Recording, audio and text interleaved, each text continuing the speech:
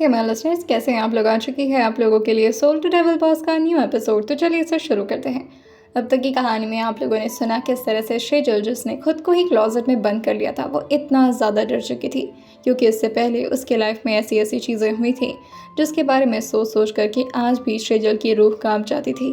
वहीं जैसे ही यहान को ये पता चलता है, उन्हें तो बिलीव नहीं होता कि ऐसी छोटी मोटी हरकतों और इतनी छोटी मोटी गलतियों की वजह से शेजल को इतनी बड़ी बड़ी पनिशमेंट्स भी झेलनी पड़ती हैं। वहीं इस वक्त जैसे ही उन्होंने यशवीर को बाहर भेजा था, उनकी नज़र थोड़ी देर के लिए ईरा पर जाती है, जो कि अब ऑटो अपडेट मोड से फिर से रीस्टार्ट हो जाता है। आहान जो उसे देख कर कहते हैं, इसमें तो कुछ अलग ही लेवल का डिफेक्ट आ चुका है, इससे तो मुझे ले जा करके फिर से सपोर्ट टीम को देना होगा। पता नहीं क्या रिकंस्ट्रक्शन किया है। ईरा को देख देख करके आहान को गुस्सा आ रहा था। वहीं शेजल जो थोड़ा खड़ी होती है और आहान के ठीक बगल में आकर के उनसे कहती है, इसमें वो इसकी कोई गलती नहीं है। हाँ, जैसे कहते हैं, गलती कैसे नहीं है? तुम्हें पता है इसके अंदर ऐसे फीचर्स डेवलप किए गए हैं कि वो जिसको चाहे उसे स्कैन कर सकता है और ये उसे ढूंढ भी सकता है। मतलब कि अगर ये चाहता तो तुम्हें ढूंढ सकता था, लेकिन उसी टाइम पे अपने आप ही ऑटो अपडेट मोड, ये कैसे पॉसिबल हो सकता है?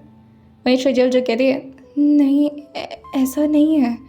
हाँ, जैसे कहते हैं, अब तुम सबको सपोर्ट करना बंद करोगी, तुम्हारे लिए दुनिया का हर एक चीज़ अच्छा होता है, सिर्फ सारी गलती होती तो किसकी? तुम्हारी। और फिर वो उसे ले जाकर के बेड पर बैठाते हुए कहते हैं, और मैंने कहा है ना, अब तुम्हें किसी भी बात की टेंशन लेने की ज़रूरत नहीं है। गहरी गहरी सांस लो। और हाँ, तुमने सुबह से कुछ ठीक से खाया भी नहीं होगा। श्रेजल जो कहती है, नहीं मैंने खाया। हाँ, जैसे कहते हैं, कहाँ से खाया होगा? 3 से 4 घंटे तो तुम क्लोजेट के अंदर बंद थी। श्रेजल जो कहती है, वो अब सॉरी, आप मेरी वजह से इतना परेशान हुए। हाँ, जैसे कहते हैं, तुम इस वक्त ये लग रहा है कि मैं परेशान हुआ, और तुम्हारा क्या? तुम कभी खुद को इम्पोर्टेंस देती हो? शेजल जो कहती है, वो मुझे डर लग रहा था, मुझे समझ नहीं आ रहा था मैं क्या करूँ। हाँ, जैसे कहते हैं, तुम इतना किसी से मत डरा करो, और मैं हूँ ना तुम्हारे सपोर्ट में, मैं तुम्हें कभी हर्ट नहीं करूँगा, प्रॉमिस। शेजल जो कहती है, आप तो मुझे हर्ट करना चाहते थे ना, आप तो मुझसे नफरत करते थे। जानते हैं, इस वक्त वो उसके सामने घुटनों पर बैठे हुए थे। वो तुरंत ही खड़े होते हैं और बेड पर आकर के बैठ जाते हैं और शेजल के हाथ को अपने हाथ में लेते हुए कहते हैं, तुम्हें लगता है कि मैं तुमसे नफरत करता हूँ? शेजल जो कहती है, अब आपने ऐसा ही कहा था। हाँ, जैसे कहते हैं, करता हूँ तुमसे नफरत, आई हेट यू। लेकिन तुम मुझे नफरत करनी नहीं दे रही हो शेजल। मैं चाहता हूँ कि मैं तुमसे नफरत करूँ, दूर रहना चाहता हूँ तुमसे, तुम्हें देखकर गुस्साना चाहता हूँ तुम पर, तुम्हें अपनी मेड की तरह ट्रीट करना चाहता हूँ, अपनी स्लेव बना कर रखना चाहता हूँ। लेकिन तुम ऐसा होने नहीं दे रही हो। और ये जो तुम्हारी हरकत है ना, हर छोटी छोटी बात पर इतना ज़्यादा घबरा जाना, मैं चाहता था कि मैं तुम्हें डराऊँ, लेकिन तुम तो पहले से इतना ज़्यादा डरी हुई हो कि अब मुझे तुम्हारे डर को ख़त्म करने का मन करता है। तुम्हें बिलीफ दिलाने का मन करता है कि तुम्हें कोई हर्ट नहीं कर सकता, इंक्लूडेड मैं भी तुम्हें हर्ट नहीं करना चाहता। तुम इतनी ज़्यादा क्यूट हो, इतनी ज़्यादा मासूम हो, मैं तुमसे नफ़रत करना चाहता हूँ। And please, I am just requesting you, मुझे नफ़रत करने दो खुद से। मेरे सामने इतनी अच्छी क्यों बन जाती हो तुम? सच में इतनी अच्छी हो या फिर मेरे सामने आकर के एक्टिंग करना शुरू कर देती हो? वही शेजल जो आहान की बात का कोई भी रिप्लाई नहीं करती। आहान जो उसके गाल को अपने हाथों में लेते हैं और उससे कहते हैं, कुछ पूछ रहा हूँ मैं, बताओ कैसे करूँ मैं तुमसे नफ़रत? क्यों नहीं करने देती हो मुझे खुद से नफ़रत? कैसे गुस्सा करूँ मैं तुम पर? छोटी छोटी बात पर तो तुम रोना शुरू कर देती हो बच्चों की तरह। हरकतों के साथ साथ तुम्हारी ये शक्ल भी इतनी क्यूट है। इस दुनिया से अनजान हो, ना किसी के बारे में कोई खबर रहती है, सिर्फ अपने बारे में जानती हो, सबकी बात को बस फॉलो करना आता है तुम्हें, और इसमें दुनिया का हर एक शख्स काफ़ी अच्छा है, सिर्फ तुम खराब हो। तुम्हारे अंदर का कॉन्फिडेंस लेवल भी पूरी तरह से डाउन हो चुका है। श्रेजल, मैं नहीं चाहता हूँ कि तुम इस तरह से जियो। आई वॉन्ट यू कि तुम अपनी लाइफ को अपने हिसाब से जियो। बहुत हो गया, तुमने अपनी लाइफ में बहुत दर्द झेल लिया, और बाकी वो बुआ जी एंड ब्ला ब्ला ब्ला जो भी तुम्हारी फैमिली में तुम्हें हर्ट करता है, आई प्रॉमिस अब वो लोग जिंदा नहीं बचने वाले, और जिसने भी तुम्हारी आंखों में आंसू दिलाए हैं, I am going to kill them. वहीं अहान जो इस वक्त अभी शेजल से बात करते करते उसकी आंखों और उसकी खूबसूरती में गुम हो ही रहे थे कि तभी पीछे से ईरा जो अपने आप ही आता है और अहान के ठीक बगल में खड़े होते हुए अपने सिर को झुकाते हुए कहता है, good morning sir, Ira unit is again on and it's ready to help out. The system has been auto updated sir. वहीं अहान जो ईरा की बात सुनते हैं तो उनका चेहरा फिर से काफ़ी स्ट्रिक्ट हो जाता है और वो शेजल के गालों से अपने हाथ को हटा देते हैं और खुद खड़े होकर के अपने फ़ोन को अपने हाथ में लेते हुए सपोर्ट टीम को कॉल कर देते हैं। दूसरी तरफ से कॉल तुरंत ही पिक हो जाता है। अहान जो काफ़ी फ्रस्ट्रेशन में सपोर्ट टीम को डांट लगाते हुए कहते हैं, रिकंस्ट्रक्शन के नाम पर मजाक चल रहा है, 2 महीने तक किए क्या तुम लोग? मैंने इसमें कुछ डेवलपमेंट मांगी थी लेकिन तुम लोग सिर्फ और सिर्फ डिसअपॉइंट कर सकते हो मुझे। अभी के अभी सारे टीम को मैं चेंज करना चाहता हूँ। जितने भी मेंबर्स इस वक्त सपोर्ट टीम में काम कर रहे हैं सबकी क्लास लूँगा मैं आकर के कल ऑफिस। आखिर इसके अंदर ऑटो अपडेट मोड किसने ऑन कर दिया? अब क्या रोबोट ये खुद डिसाइड करेगा कि उसे किस टाइम पर क्या करना है? तो फिर ओनरशिप का क्या काम रह जाएगा? वहीं दूसरी तरफ से डरते हुए आवाज़ आती है, सॉरी सर, पर ऐसा तो कोई कमांड हमने नहीं दिया था और कोई भी प्रोग्रामिंग ऐसी नहीं की गई है जिसमें उसे ऑटो अपडेट मोड खुद से करना हो। जब तक कोई बाहरी इंसान उसे ऑटो अपडेट मोड पर नहीं डालेगा वो अपने आप अपडेट नहीं होना शुरू होता है सर। आज जो कहते हैं अभी थोड़ी देर पहले रिसेंटली मेरे सामने ये हुआ है और टेस्टिंग में ये तुम्हारा ईरा जो कि तुम लोग का दावा था कि ये बहुत ही अच्छे से फंक्शन कर रहा है, मगर इसने सिर्फ मुझे गुस्सा दिलाया है। अभी के अभी आओ और इसे लेकर। उन्होंने इतना बोला ही था कि तभी शेजल जो तुरंत ही अपने सिर को ना में हिलाते हुए अपने हाथों को अहान के सामने जोड़ देती है और उसकी आंखों में हल्की हल्की नमी तैर गई थी। वहीं अहान एकदम से अपनी बात को रोकते हुए अपने फ़ोन को कान से हटाते हैं और शेजल की तरफ देखते हुए कहते हैं, तुम्हें क्या हो गया और अचानक से इतना इमोशनल क्यों हो गई तुम? देखो वैसे भी ये ठीक नहीं है, अगर इसी तरह से काम करेगा तो ये किसी के लिए काफ़ी हानिकारक भी साबित हो सकता है। मशीन को सिर्फ इतना ही डेवलप्ड होना चाहिए कि वो इंसानों की बात माने, ना कि इतना कि वो खुद से ही सारे काम करना शुरू कर दे। शेजल जो अहान से कहती है, इसने कुछ नहीं किया है, ये बिल्कुल ही मासूम है, मुझसे ये करवाया गया है, I mean, मैंने इससे खुद करवाया है। अहान जो से कहते हैं, क्या बोल रही हो तुम, और इसे इस तरह से सपोर्ट मत करो। शेजल तुम नहीं जानती हो, मशीन इंसान के लिए ख़तरनाक भी साबित हो सकते हैं। वो जितना हेल्पफुल होते हैं उतना ही ज़्यादा डेंजरस भी होते हैं, और अगर कोई भी लापरवाही की गई तो इसके लिए बहुत ही बड़ा खामियाजा हमें भुगतना पड़ेगा। और मैं नहीं चाहता हूँ कि ट्रिनेट डायनेमिक्स की वजह से किसी भी इंसान को कोई प्रॉब्लम हो। शेजल जो कहती है, नहीं आप प्लीज़ मेरी पूरी बात एक बार सुन लीजिए, उसके बाद आप जो डिसीजन लेंगे मुझे उसमें कोई प्रॉब्लम नहीं होगी। वहीं अहान जो शेजल से कहते हैं, 1 मिनट, और ये बोल करके वो फिर से कान पर अपने फ़ोन को लगाते हुए कहते हैं, 5 मिनट बाद मैं दोबारा कॉल कर रहा हूँ। और ये बोल करके वो फ़ोन कट करते हुए शेजल के सामने आते हुए कहते हैं, शेजल ये मेरा प्रोफेशनल मामला है, मैं नहीं चाहता हूँ कि तुम इसमें। कि तभी शेजल उन्हें बीच में रोकते हुए कहती है, नहीं मुझे पता है कि मुझे इसमें बिल्कुल भी दखल नहीं देना चाहिए, लेकिन बस एक बार मेरी बात सुन लीजिए। हाँ जैसे कहते हैं, सुन रहा हूँ, बोलो। शेजल जो कहती है, वो जब मेरे हाथों से आपकी घड़ी गिरी थी ना, तो उस वक्त ईरा मेरे सामने था और इसने सब कुछ देख लिया था। मुझे लगा कि अगर ये सब कुछ आपको बता देगा तो आप मेरे साथ बहुत गलत करेंगे, या तो आप मेरा हाथ जला देंगे या तो पता नहीं क्या पनिशमेंट देंगे। मैं डर गई थी और इसीलिए मैंने इससे रिक्वेस्ट किया कि प्लीज़ ये आपको कुछ ना बताए। इसने मुझसे कहा कि ऐसा नहीं हो सकता क्योंकि आप इसके ओनर हैं और अगर आप कमांड करेंगे तो इसे सब कुछ बताना पड़ेगा, और इसकी वजह से मैं ये बात नहीं छुपा सकता अहान सर से। इसने ऐसा मुझसे बोला तो मैंने इससे बोला कि प्लीज़ रिक्वेस्ट करने के बाद ये मान गया और कहा कि अगर तुम मुझे शटडाउन के बाद ऑटो अपडेट मोड पे डाल दोगी तो मैं कुछ नहीं बता पाऊँगा और मैं लगभग 2 से 3 घंटे तक ऑटो अपडेट ही होता रहूँगा, और तब तक के लिए तुम छुप ही रह सकती हो, और तब तक शायद अहान सर का गुस्सा भी शांत हो जाए। इसने मुझे समझाने की कोशिश की थी कि मैं सब कुछ आपको बता दूं और आप मुझे हर्ट नहीं करेंगे, लेकिन मैं डर गई थी और इसने मेरी बात मान ली बस इसके वजह से। और ये ऑटो वाला जो भी है ये वो मैंने किया था। इसने मुझे बताया था कैसे करना, लेकिन किया मैं नहीं था, खुद से इसने कुछ भी नहीं किया। प्लीज़ इसे छोड़ दीजिए, इसे मत भेजिए ना।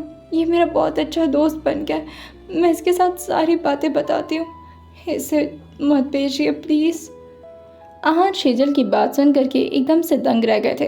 आहान को समझ नहीं आ रहा था कि आखिर ईरा की प्रोग्रामिंग की कैसे गई है, इतना ज़्यादा हेल्पफुल। आहान जो तुरंत ही ईरा के सामने बैठते हैं और अपने फ़ोन को बगल के टेबल पर रखते हुए अपने हाथों में उसके बड़े से सर को पकड़ते हुए कहते हैं, तुम इतना ज़्यादा टैलेंटेड हो, मुझे कोई आइडिया नहीं था। और वैसे एक बात पूछना चाहता हूँ, ये तो मुझे खुद भी बता सकते थे ना, फिर तुमने खुद सफाई क्यों नहीं दी? अगर ये क्लैरिफिकेशन तो मुझे खुद दे देते तो मैं फालतू में सपोर्ट टीम को डांटता तो नहीं। वहीं राजू कहता है, सर आप मेरे बॉस हैं, मैं आपके डिसीजन को हमेशा प्रायोरिटी समझूंगा और आपके हर डिसीजन पर मैं अपने सर को नीचे करके उसे फॉलो करूंगा। अगर आपकी नज़र में मैं गलत हूँ तो मैं खुद को गलत मान लेता हूँ सर।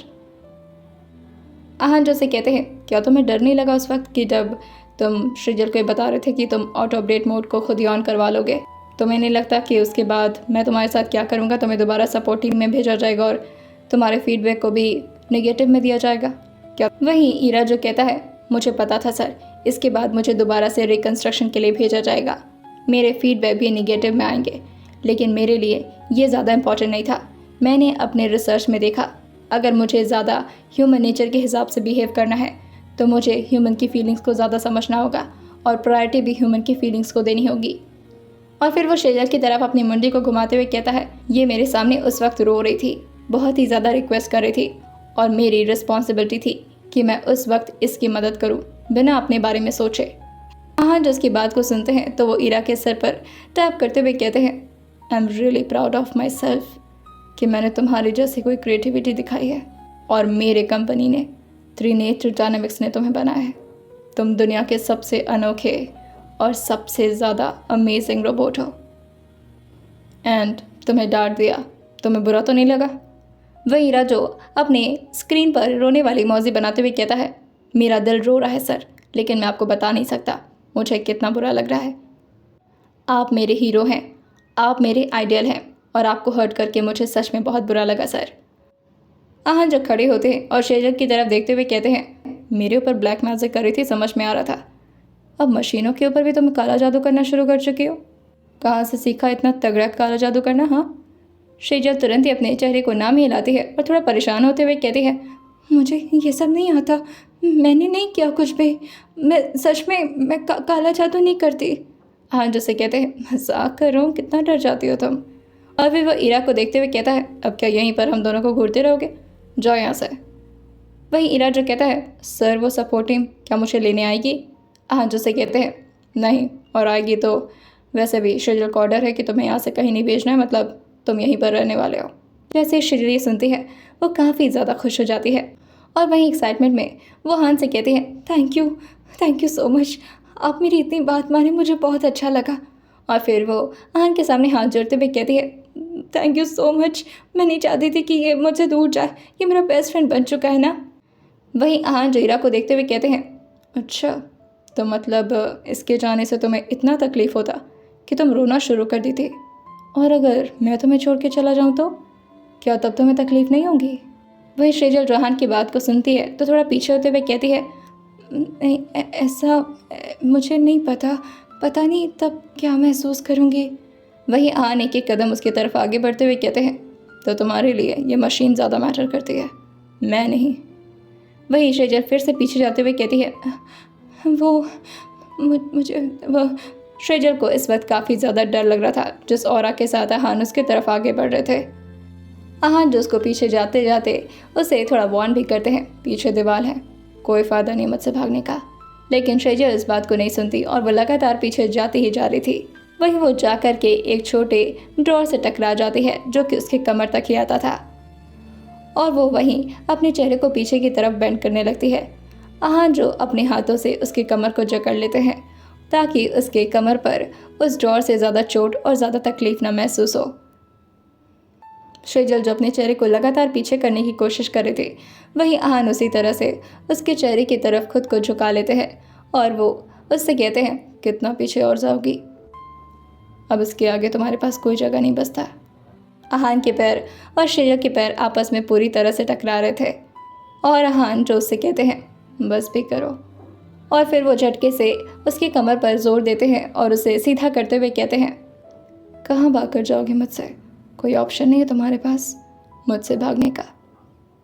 और फिर वो उसकी कमर को पकड़ करके उसे थोड़ा साइड में ले आते हैं और दीवार पर उसे टेक लगा देते हैं। वो जैसे ही उसे दीवार पर पिन किए थे, शेजल जो अपने चेहरे को दूसरी तरफ करते हुए कहती है आपको ऑफिस जाना था आपको। आहान जो कहते हैं इतना क्यों घबरा रही हो। और ये बोल करके वो धीरे धीरे शेजल के गालों के करीब आने लगे थे। शेजल जो अपनी आंखों को धीरे से बंद करते हुए कहती है वो मुझे भूख लगी है। आज उसके होठों को कांपता हुआ देखकर कहते हैं अच्छा, और मुझे प्यास लगी है। शेजल जैसे ही हान की बात सुनती है, वो हान की तरफ देखते हुए कहती है मैं पानी लेकर आती हूँ, अभी लेकर आती हूँ। और ये बोलकर कि वो जैसे ही जाने वाली होती है, आहान उसे रोकते हुए कहते हैं वो पानी मेरा प्यास नहीं बुझा सकती। आहान की बातें शेजल के सिर के ऊपर से जा रही थी और वो अपने चेहरे को ऊपर करते हुए कहती है पानी प्यास नहीं बुझा सकती, तो क्या पीते हैं आप प्यास बुझाने के लिए। आहान जो उसके चेहरे की तरफ झुकते हुए कहते हैं वैसे तो मैं पानी ही पीता हूँ, लेकिन इस वक्त की प्यास मुझे सिर्फ और सिर्फ तुम्हारे होठों से बुझती नजर आ रही है। अगर तुम अलाउ करो तो मैं अपनी प्यास बुझा लूँ। शेजल जो कहती है मेरे अब मैं कैसे। आज उसे कहते हैं मैं बताता हूँ कैसे। और ये बोल करके वो फिर से शेजल की तरफ झुकते हैं और इस बार वो शेजल को अपने आप से बचने नहीं देने वाले थे। वो उसके होंठ को तुरंत ही अपने होंठ से धीरे से टच कराते हैं और फिर धीरे धीरे अपनी प्यास को बुझाना शुरू करते हैं। शेजल के लिए ये एहसास पहली बार था और वहीं वो जैसे ही महसूस करती है कि आहान उसके साथ क्या कर रहे हैं, वो अपनी मुट्ठी को ज़ोर से बंद कर लेती है। वहीं आहान उसके हाथों को खोलते हैं और ज़बरदस्ती उसके हाथों को दीवार पर पिन करते हुए अपने दोनों हाथ में जकड़ लेते हैं। उसकी सारी उंगलियां जो कि आहान की उंगलियों के बीच कस चुकी थी और आहान काफ़ी पैशनेटली शेजल को किस किए जा रहे थे, जैसे आज पहली बार आहान को कोई ऐसा मिला हो जिसके बिना आहान जीना ना चाहते हों। एक ऐसी अनजान लड़की जिसके साथ वो अपनी पूरी ज़िंदगी बिताने का डिसीजन ले चुके हों और जिस पर उन्हें ट्रस्ट करने का मन कर रहा हो। शेजल को तो किसके बारे में कोई आइडिया था नहीं, जिसकी वजह से वो तो बस अपनी जगह पर फ्रीज हो चुकी थी और वो पहली बार किसी मर्द के इतने करीब आई थी, जिसकी वजह से उसे ऐसा लग रहा था जैसे उसका दिल अभी अभी बाहर निकल आएगा। वहीं आहान जो धीरे धीरे अब और ज़्यादा अपना कंट्रोल खोने लगते हैं और वो झटके से शेजल के हाथ को छोड़ देते हैं और वहीं अपने एक हाथ को शेजल की गालों पर रखते हैं और वहीं अपने दूसरे हाथ को उसके कमर पर, वो उसके कमर को काफ़ी ज़ोर से जकड़ चुके थे, जिससे शेजल का चेस्ट जो कि हान के चेस्ट से डायरेक्टली रब हो रहा था। और वहीं वो अपनी आंखों को बंद किए हुए लगातार शेजल को अपने होठों से टॉर्चर किए जा रहे थे। जिस हिसाब से आहान उसे किस कर रहे थे, ऐसा लग रहा था जैसे आज उनका इरादा नहीं है कि वो शेजल को नॉर्मली छोड़ने वाले हैं। जिस हिसाब से आहान इस वक्त शेजल को किस कर रहे थे, ऐसा नहीं लग रहा था जैसे कि आज आहान को इस वक्त शेजल से दूर जाना है और या फिर वो शेजल को छोड़ने वाले हैं। उन को तो अब अफनाहट होना शुरू हो गया था और वह तुरंत ही अपने हाथों को आहान के चेस्ट पर रख करके उसे ज़ोर ज़ोर से मारना शुरू कर देती है। वही वह आहान के कॉलर को पकड़ती है और खुद से दूर करना भी शुरू कर देती है।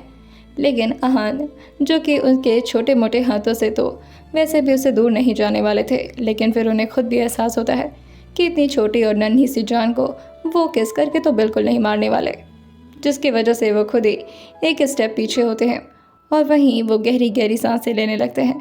शेजल की सांसें तो जैसे उखड़ चुकी थी, वहीं वो भी अपनी सांसों को ज़ोर ज़ोर से भरना शुरू कर देती है।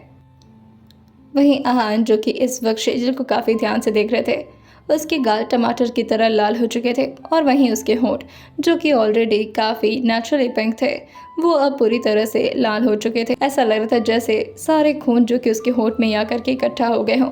और वहीं आहान अगर थोड़ी देर और शेजल को इसी तरह से किस करते तो शायद उसके होंठों से खून भी बाहर आने लगता। शेजल ने तो अपने चेहरे को तुरंत ही नीचे कर लिया था, जैसे वो आहान को फेस करने की हिम्मत ही ना कर पा रही हो। लेकिन आहान उसे और ज़्यादा छेड़ते हैं और उसके ठीक सामने आते हैं और उसके चिन को पकड़ते हुए उसको अपनी तरफ दिखाते हुए कहते हैं तुम ठीक तो, और ज़्यादा सांस तो नहीं टूटी तुम्हारी। श्रीजल जो अपने चेहरे को धीरे से फिर से नीचे करते हुए कहती है, मैं नहीं, वो मैं ठीक हूँ। शेर को समझ नहीं आ रहा था कि वो आहान से किस तरह से बात करे। उसके लिए काफ़ी शर्मनाक हरकत थी।